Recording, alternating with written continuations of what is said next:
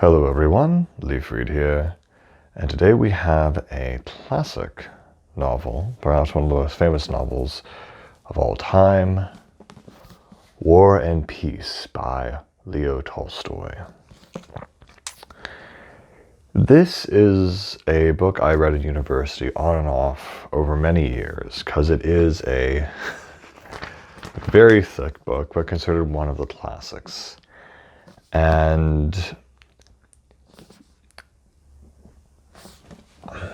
I guess, what's my initial impression? I mean, I'm kind of going back since I did finish reading this a while ago, but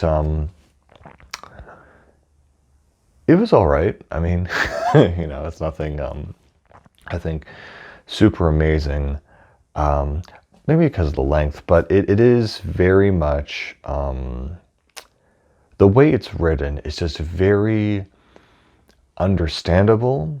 There's something about the Russian authors where when they speak about how someone acts or the certain tone of voice or the way someone does something, the way they, or at least the way Tolstoy describes it, it's so accurate and clear for some reason. And there are some expressions and mannerisms in this book that he describes, and I'm like, oh yeah, people do that.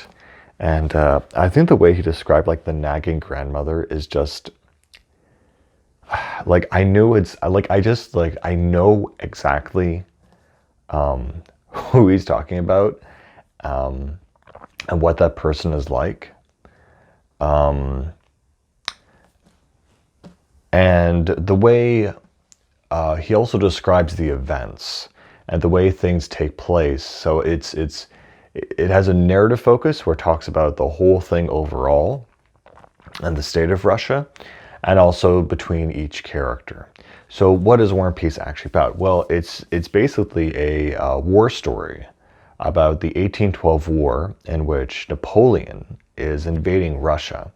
And in that segment of history, Napoleon has conquered, France, Belgium, the Netherlands, Italy, Prussia, Austria, Hungary. Like, he's just, and he's coming towards Russia. He's basically almost conquered all of Europe in an insane and total sweep of the whole continent.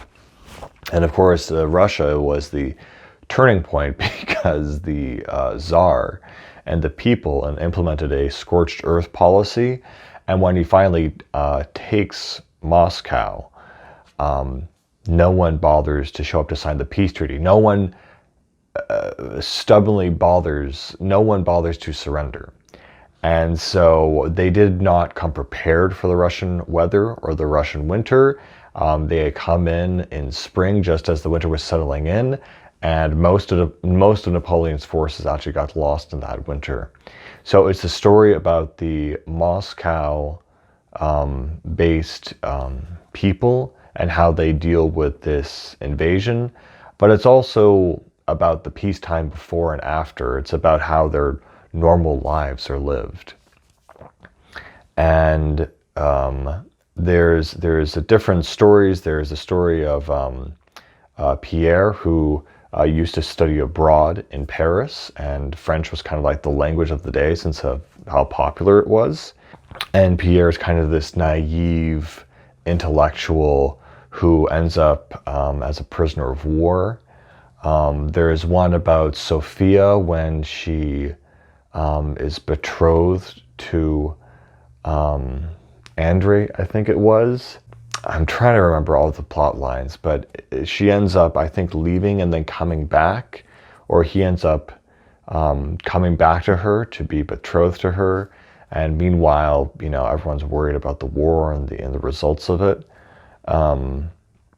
But the whole thing is very well written, and it is a classic in the sense that you are going to notice something different, as they say, because it's just so long and so big. And yeah, if you look at the font, it's it's pretty small. So this is Not a short book, definitely one of the cornerstones of literature, and you're going to have to, spend a lot of time. So here's like an excerpt about how he writes.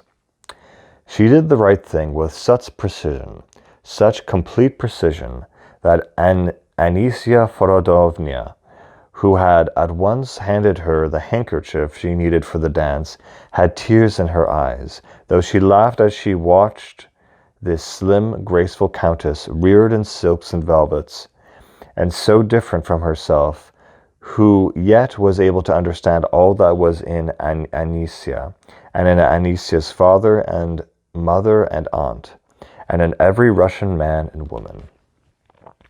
So Tolstoy's just way of writing is just, it's such a long, long book, but just due to the way he writes, you can kind of get into it. And so it's divided between, the balls and the social life of upper class, aristocratic Russia, and then it deals with the war. I remember, it's funny because, I don't really remember the main characters. I remember sort of the side characters, the weird things. I remember there's this one, woman who, feeds the soldiers when they're in the barracks outside the city. I remember the big sort of build up to the Battle of, I think it's Borodino. I have to find it, but it's the battle that happens just a few miles outside of Russia. And in fact, actually, I think, hold on, there's actually a map. Yes, okay, I found it. Here is the map. And you can see here, it's not only showing you the places and the positions of the cities, but also the positions of the forces. So it's almost like a military map. It's showing you the columns of the soldiers and the cannons and everything. And it has even Napoleon's thing all the way across Russia into Moscow. And it's Borodino is the battle. And so that was the big battle that kind of is being built up. It's the last kind of defense of Moscow. And the French basically are confident they're going to win. And basically the French come in, they win the Battle of Borodino. It's a big buildup. And finally that happens, and they come into the city. And I can't remember exactly what the context was of who started it, but basically Moscow was mostly a city made of wood. And so somehow a fire started and the entire city started burning. Apparently like a third of the city just burnt down, and you just had the total destruction of this whole area in the war. And it's kind of funny, the way they describe the counteroffensive is that General Kutuzov is rallying his troops around, Kutuzov and Zhukov are rallying their troops around Moscow.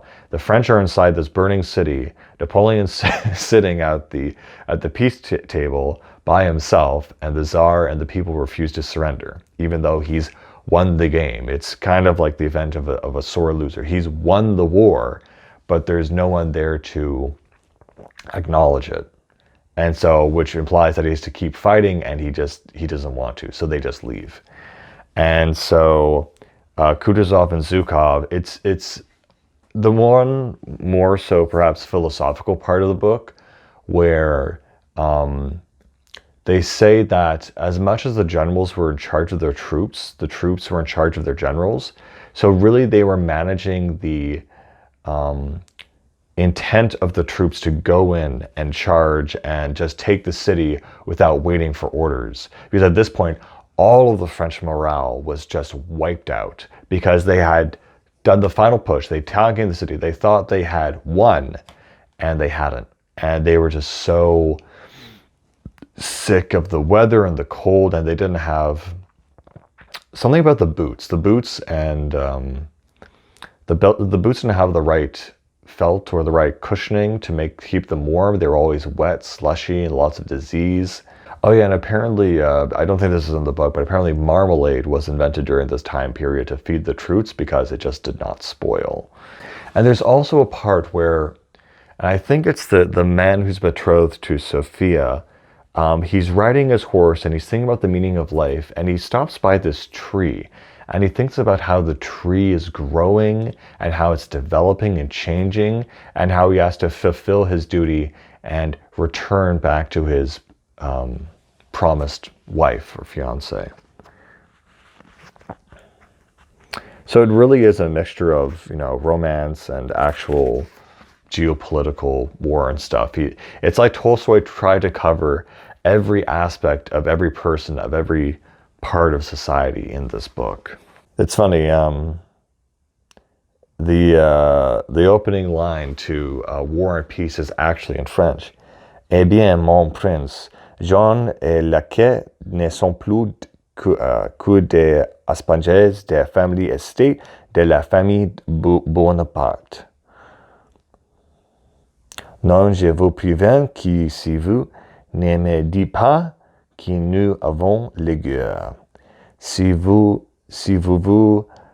permettez encore de parler toutes les infamies, toutes les atrocités de cet antichrist, ma parole j'en crois.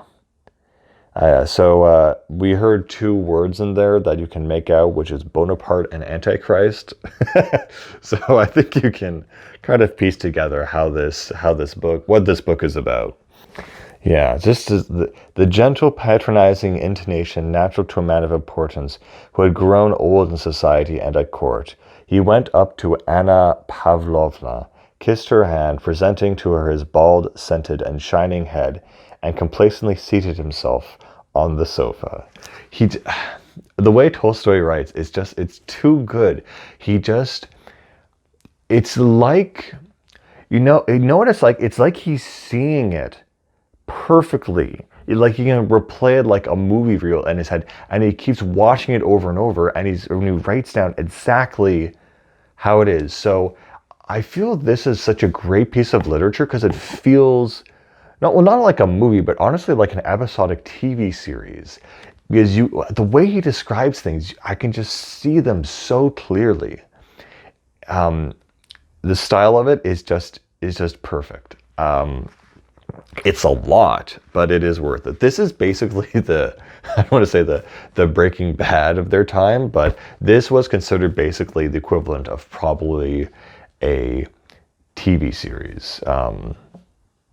I'm sure there's other things that fit that description better, but the way it's written is like an episodic epic, basically. And I think there were a lot of War and Peace TV shows made. All right, one of the main characters in this book is Rostov. So here they're talking about the troops. From all sides we heard the footsteps and talk of the infantry, who were walking, driving past, and settling down all around. The sound of voices, the tramping of feet, the horses' hoofs moving in the mud, the crackling of wood fires near and afar, merging into one tremulous rumble. It was no longer as before, a dark unseen river flowing through the gloom, but a dark sea swelling and gradually subsiding after a storm. Rostov looked at and listened listlessly to what passed before and around him. An infantryman came to the fire, squatted on his heels, held his hands to the blaze, and turned away his face. Oh, here though, they're describing Pierre. Pierre was one of those who are only strong when they feel themselves quite innocent, and since that day when he was overpowered by a feeling of desire while stooping over the snuff-box at Anna Pavlovna's, an unacknowledged sense of the guilt of that desire paralyzed his will. So Tolstoy just knows how to write human feelings and emotions, and just he can just understand people so well and write so well. And I believe he was a soldier or served in the 1850 war between Russia, Turkey, and the rest of the West. So he obviously was a soldier and knows how to write stories about soldiers, but he also just understands people so intimately. It's so crazy how he can do that. Oh, this is interesting.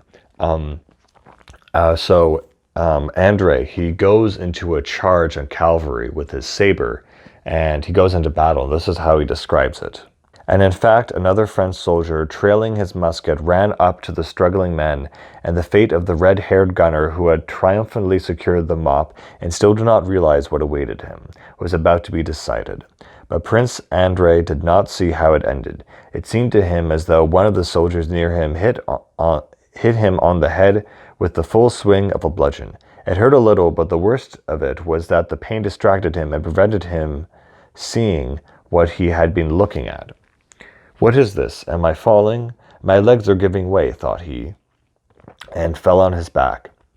He opened his eyes, hoping to see how the struggle of the Frenchmen with the gunners ended, whether the red-haired gunner had been killed or not, and whether the cannon had been captured or saved. But he saw nothing. Above him there was now nothing but the sky, the lofty sky, not clear, yet still immeasurably lofty, with grey clouds gliding slowly across it. How quiet, peaceful, and solemn. Not at all as I ran, thought Prince Andrei. Not as we ran, shouting and fighting. Not at all as the gunner and the Frenchmen, with frightened and angry faces, struggled for the mop. How differently do those clouds glide across the lofty, infinite sky. How was it I did not see that lofty sky before, and how happy I am to have found it at last. Yes, all is vanity, all falsehood. Except that infinite sky, there is nothing, nothing but that. But even it does not exist. There is nothing but quiet and peace. Thank God. Oh no, wait, I'm sorry. There's Natasha and Rostov. Natasha, who had borne the first period of separation from her betrothed lightly and even cheerfully, now grew more agitated and impatient every day. The thought that her best days, which she would have employed in loving him, were being vainly wasted with no advantage to anyone, tormented her incessantly. His letters, for the most part, irritated her. It hurt her to think that while she lived only in the thought of him, he was living a real life, seeing new places and new people that interested him. The more interesting his letters were, the more vexed she felt. Her letters to him, far from giving her any comfort, seemed to her a wearisome and artificial obligation. She could not write, because she could not conceive the possibility of expressing sincerely in a letter even a thousandth part of what she expressed by voice, smile, and glance. She wrote to him formal, monotonous, and dry letters, to which she attached no importance herself, and in the rough copies of which the Countess corrected her mistakes in spelling. This is interesting. Here's a passage about Napoleon. It was not Napoleon alone who had experienced that nightmare feeling of the mighty arm being stricken powerless, but all the generals and soldiers of his army, whether they had taken part in the battle or not. After all their experience of previous battles, when, after 1/10 of such efforts, the enemy had fled, experienced a similar feeling of terror before an enemy who, after losing half his men, stood as threateningly at the end as at the beginning of the battle. The moral force of the attacking French army was exhausted. Not that sort of victory which is defined by the capture of pieces of material fastened to sticks, called standards, and of the ground on which the troops had stood and went standing, but a moral victory that convinces the enemy of the moral superiority of his opponent and of his own impotence, was gained by the Russians at Borodino. The French invaders, like an infuriated animal that has in its onslaught received a mortal wound, felt that they were perishing, but could not stop, any more than the Russian army, weaker by 1/2, could help swerving. By the impetus gained, the French army was still able to roll forward to Moscow, but there, without further effort on the part of the Russians, it had to perish, bleeding from the mortal wound which it had received at Borodino. The direct consequence of the Battle of Borodino was Napoleon's senseless flight from Moscow, his retreat along the old Smolensk road, the destruction of the invading army of 500,000 men, and the downfall of Napoleonic France, on which, at Borodino, for the first time, the hand of an opponent with stronger spirit had been laid. And that's the end of part 2. Anyway, so you go into the dynamics of the war, the characters, their personalities, their struggles, and the whole thing is just a epic story, really. I think there's one passage at the end here, the epilogue, which I think summarizes Tolstoy's view on how he wrote this book and his philosophy. If we unite both these kinds of history, as is done by the newest historians, we shall have half the history of monarchs and writers, but not the history of the life of the peoples. So it's kind of like, you have it's Tolstoy trying to write the history of the actual people rather than just the kings and monarchs and generals and events. So it's actually focusing on the personal aspect and the zeitgeist of the time being expressed through the actual people who are living at that time, which does make it more real in a way. He also goes into this other kind of dialogue about a metaphor of bees in the sense, and he talks about bees in the sense that you have the swarm and you have the queen bee, but just as you might think that the leader's in charge, it's really the people that really dictate the flow of nature. So in the way that the Russian people and the Russian army resist the French, it's almost like their free will as a collective is the one that's commanding the leader, because they're asking for what they want. And the leader has to respond to that. And so he likens that to a swarm of bees and kind of sees that line or that nature throughout history. Yeah, I mean, that's pretty much it. There's a bunch of notes in the back, but that is War and Peace. A long book, very well written, but there it is. Anyway, one of the greatest pieces of literature, and it's interesting to see why. Anyway, that's all I have to say about it. It's good. Anyway, I'll talk to you guys later. Bye. And as always, keep reading.